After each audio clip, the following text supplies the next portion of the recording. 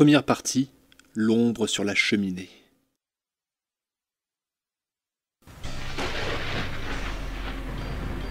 Il y avait de l'orage dans l'air, la nuit où je me rendis à la maison abandonnée du monde des tempêtes pour y découvrir la peur qui rôde.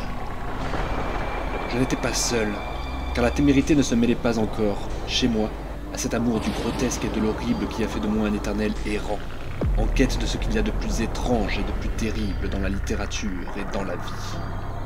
Deux hommes robustes et fidèles m'accompagnaient. Ils avaient une longue habitude de ce genre d'expédition, auquel ils convenaient parfaitement et je les avais fait venir le moment venu. Nous avions quitté le village discrètement, à cause des journalistes qui ne cessaient d'y rôder depuis la panique affreuse du mois précédent, lorsqu'était venue cette vision de cauchemar, la mort rampante.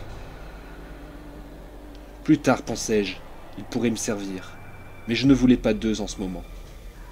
Plût à Dieu que je les eusse laissés effectuer ces recherches eux-mêmes. Je n'aurais jamais été obligé de porter si longtemps ce secret, et de le porter seul, de crainte que le monde ne me croie fou, ou ne sombre dans la folie à cause des implications démoniaques de tout cela. Si je me suis résolu à parler, c'est que j'ai peur que l'obsession me mène à la démence. Et maintenant, je voudrais n'avoir jamais rien caché. Je suis seul à connaître la vérité sur la peur qui rôdait dans la montagne fantomatique et déserte. Après des miles de forêt vierge et de collines, notre petite voiture n'eut pas la force de monter la dernière pente boisée. La nuit, sans la foule habituelle des enquêteurs, l'aspect du pays était encore plus sinistre que d'ordinaire. Aussi fûmes-nous souvent tentés d'allumer les phares à acétylène, qui risquaient pourtant d'attirer l'attention. Ce paysage n'était vraiment pas agréable une fois la nuit tombée, et je crois que j'aurais remarqué son apparence morbide, même en ignorant tout de la peur qui érodait. Il n'y avait pas de bêtes sauvages. Elles se tiennent coites au voisinage de la mort. Les vieux arbres frappés par la foudre semblaient étrangement grands et tordus, et le reste de la végétation épais et chargé de fièvre, tandis que de curieux monticules et de petits tertres hérissaient la terre volcanique couverte d'herbes folles, évoquant des serpents et des crânes humains de proportions gigantesques. Les journaux avaient publié des récits circonstanciés de la catastrophe qui, pour la première fois, avaient attiré l'attention du monde sur la région. C'est par eux que j'appris, très tôt, que la peur rôdait depuis plus d'un siècle sur le monde des tempêtes. C'est une colline perdue, isolée dans cette partie des 4 îles à peine touchée jadis par la civilisation hollandaise, dont les seuls vestiges sont constitués par de rares maisons et une population montagnarde dégénérée habitant de pitoyables hameaux. Les hommes normaux sont rarement allés dans ces parages avant la formation de la police d'État, et même maintenant, les patrouilles y sont rares. La peur, cependant, est de tradition depuis longtemps dans les villages voisins. C'est le principal sujet de conversation des pauvres montagnards, lorsqu'il leur arrive de quitter leur vallée pour échanger des corbeilles, tressées à la main, contre les objets de première nécessité que ni la chasse, ni l'élevage, ni leurs mains ne peuvent leur procurer. La peur rôdait sans cesse dans la maison des Martins. Abandonnée, évitée de tous, elle se dressait au sommet de la colline en pente douce à qui la fréquence des orages a valu le nom de mont des tempêtes. Depuis plus de 100 ans, la vieille maison de pierre, entourée d'arbres, était le sujet de récits extravagants, incroyablement hideux, dont le thème était la mort, sous la forme d'un colossal démon, silencieux et rampant, qui sortait l'été. On répétait en gémissant qu'après la tombée de la nuit, il s'emparait des voyageurs solitaires. Parfois il les emportait. Parfois aussi les laissait sur place, affreusement déchiquetés et rongés. On prétendait également que des traces de sang menaient à la maison abandonnée. D'après certaines personnes, c'était le tonnerre qui faisait sortir le démon de sa retraite. D'après d'autres, au contraire, le tonnerre était sa voix même. Personne, hormis les gens de la forêt, n'avait cru à ces contes variés et contradictoires qui décrivaient de manière incohérente et délirante le démon à peine entrevu. Pourtant personne, fermier ou villageois, ne doutait que la maison des Martins fût tentée par un vampire. L'histoire locale interdisait d'ailleurs d'en douter, bien qu'on n'en eût jamais eu la preuve. Pourtant, nombreux étaient ceux qui s'étaient livrés à des recherches après avoir entendu de la bouche des montagnards des récits particulièrement forts. Les aïeules savaient des contes étranges sur le spectre des Martins. Elles parlaient de la bizarre dissymétrie des yeux, qui était un trait héréditaire de la famille, de sa longue et curieuse histoire, du crime enfin qu'il avait voué à la malédiction. La catastrophe qui m'avait incité à me rendre sur place était la brutale et sinistre confirmation des plus étranges de ces légendes. Une nuit d'été, après un orage d'une violence sans précédent, le pays fut mis en émoi par les montagnards en proie à une terreur panique qu'on ne pouvait attribuer à des hallucinations. Ces pauvres êtres hurlaient et frémissaient en souvenir de l'innommable terreur qui avait fondu sur eux. Personne ne mit leurs paroles en doute. Ils n'avaient rien vu d'ailleurs, mais les cris provenant d'un des hameaux prouvaient assez que le démon rampant était passé. Le matin, des habitants du village et des policiers à cheval suivirent les montagnards à l'endroit où, disaient-ils, la mort était venue. La mort y était en effet. Dans l'un des villages, le sol s'était creusé comme sous l'effet de la foudre, emportant plusieurs de ces taudis malodorants. À ce dommage matériel s'ajoutait une dévastation organique qui le rendait insignifiant. L'endroit avait peut-être habité 75 personnes, on n'y voyait plus âme qui vive. La terre en folie était couverte de sang et de débris humains qui n'exprimaient qu'avec trop de force les ravages exercés par des dents et des griffes démoniaques. Pourtant, aucune trace ne partait du lieu du carnage. Personne ne fit de difficulté pour admettre qu'il s'agissait d'un animal monstrueux, et nul n'osa suggérer qu'il s'agissait peut-être d'un de ces crimes sordides qui se commettent parfois dans les communautés décadentes. On finit cependant par le dire, lorsqu'on apprit que 25 personnes n'étaient pas au nombre des cadavres. Même ainsi, il était difficile d'expliquer l'assassinat des 50 victimes par cet autre tiers. Mais il restait qu'une nuit d'été, le feu du ciel avait laissé, en tombant dans le village maudit, 50 cadavres horriblement rongés, mutilés et déchiquetés. Dans leur émotion, les gens du pays y virent un rapport avec la maison des Martins, bien qu'elle fût distante de plus de 3 miles.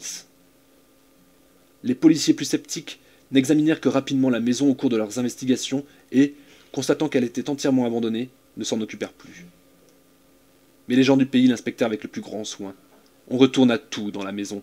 On sonda les mares et les ruisseaux. On bâtit les buissons. On fouilla la forêt voisine. Tout fut vain.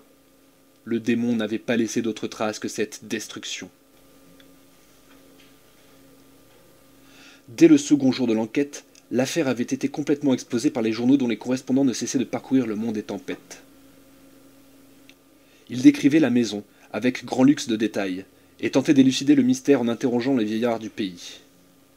Je suivis d'abord le récit de ces horreurs avec nonchalance, car je suis un connaisseur en la matière.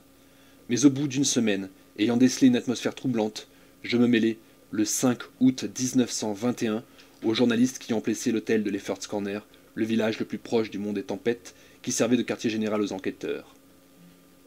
Au bout de 3 semaines, le départ des journalistes me donna la liberté de mettre sur pied une expédition fondée sur l'enquête minutieuse à laquelle je m'étais livré en attendant. Donc, par une nuit d'été déchirée de lointains roulements de tonnerre, je quittai la voiture silencieuse et montai, avec mes 2 compagnons armés, jusqu'au sommet couvert de bosses du Mont des Tempêtes. Les rayons de ma lampe électrique éclairaient les murs d'un gris spectral que laissaient entrevoir les chênes géants dans la solitude nocturne. La maison, vaste et massive, produisait une impression de terreur vague que le jour même ne dissiperait pas. Malgré tout, je n'hésitais pas, puisque j'étais venu pour vérifier une hypothèse. À mon avis, le tonnerre faisait sortir le démon mortel de sa cachette, et que ce démon fût un être matériel ou une vapeur pestilentielle, j'avais bien l'intention de le voir. J'avais déjà fouillé la maison de fond en comble, aussi mon plan était-il tout prêt. J'avais décidé de m'installer, pour faire le guet, dans ce qui avait été la chambre de Jan Martins, dont le meurtre occupe tant de place dans les légendes du pays. Il me semblait que l'appartement de cette ancienne victime était celui qui convenait le mieux à mes projets. La pièce, d'environ 20 pieds, contenait, comme les autres, tout un fatras, vestige du mobilier d'autrefois. Située au second étage, à l'angle sud-est de la maison, elle était éclairée par 2 fenêtres sans vitres nivelées, une grande à l'est et une petite à l'ouest. En face de la plus grande se dressait une cheminée hollandaise, revêtue de carreaux de faïence illustrant l'histoire du fils prodigue. En face de la petite fenêtre, un vaste lit avait été aménagé dans le mur. Les roulements du tonnerre, bien qu'assourdis par les arbres, allaient en augmentant. Je mis au point mon plan. Je commençai par fixer côte à côte, au bord de la grande fenêtre, les 3 échelles de corde que j'avais apportées. Je savais, pour les avoir essayées, qu'elles permettaient d'atterrir sur l'herbe dans un endroit commode. Puis, aidé de mes 2 compagnons, J'allais chercher dans une pièce voisine un grand lit à colonnes que je traînais latéralement contre la fenêtre. Après l'avoir recouvert de branches de sapin, nous nous y étendîmes, nos automatiques à portée de main. L'un de nous devait veiller, pendant que les deux autres se reposeraient. De quelque côté que vint le démon, notre fuite était assurée. S'il venait de l'intérieur de la maison, nous devions nous sauver par les échelles de corde. S'il venait de l'extérieur, il nous restait la porte et l'escalier. D'après ce qui était déjà arrivé, nous ne pensions pas qu'il nous poursuivrait jusque-là, même en mettant les choses au pire. Je veillais de minuit à 1 heure. À ce moment, malgré l'atmosphère sinistre de cette maison, le tonnerre et les éclairs, je fus pris d'une étrange somnolence. J'étais allongé entre mes deux compagnons, George Bennett du côté de la fenêtre et William Toby du côté de la cheminée. Celle-ci me fascinait étrangement. Je n'arrivais pas à en détacher mes regards. Bennett dormait, saisi apparemment de la même curieuse somnolence que moi, et je désignai Toby pour monter la garde. Pourtant lui aussi commençait déjà à dodeliner de la tête. Le tonnerre, de plus en plus fort, avait dû influencer mes rêves. Mon bref sommeil fut plein de visions d'apocalypse. Je m'éveillai à moitié, sans doute parce que Bennett, en dormant, avait jeté son bras en travers de ma poitrine. Je n'étais pas suffisamment réveillé pour voir si Toby s'acquittait convenablement de ses devoirs de guetteur. Cependant, j'étais très anxieux.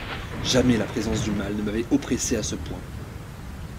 Je dus me rendormir, car c'est d'un chaos plein de fantasmes que j'émergeai lorsque des cris hideux déchirèrent la nuit, des cris tels que je n'en avais jamais entendu ni même imaginé. Au milieu de ces cris, la terreur et l'angoisse frappaient du fond de l'âme aux portes d'ébène de l'oubli, follement et sans espoir. Je m'éveillai pour entrer dans un univers de fouillis rouges, plein de démons moqueurs, et je crus descendre dans un abîme de terreur inconcevable. Il n'y avait pas de lumière, mais, sentant le vide à ma droite, je compris que Toby était parti, Dieu seul savait où. Sur ma poitrine reposait encore le bras lourd du dormeur de gauche. Puis vint cet éclair destructeur qui ébranla la montagne tout entière, illumina les recoins les plus profonds de la forêt séculaire et fendit le plus vieux des arbres tordus. L'éclair démoniaque d'une monstrueuse boule de feu réveilla brusquement le dormeur et, à la lueur qui venait de la fenêtre, j'aperçus brusquement son ombre sur la cheminée d'où je n'avais pu détacher mon regard. Que je sois encore vivant et sain d'esprit est un miracle que je ne puis comprendre. Non, je ne le puis, car l'ombre que je voyais sur cette cheminée n'était ni celle de George Bennett, ni celle d'aucune créature humaine, mais une anomalie prodigieuse, un blasphème vivant sorti du fond de l'enfer, une abomination sans forme et sans nom que l'esprit se refuse à concevoir et que la plume est impuissante à décrire. L'instant d'après, je me retrouvai seul dans la maison maudite, tremblant et hurlant de peur.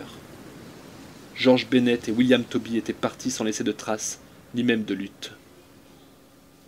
Nul n'a plus jamais entendu parler d'eux.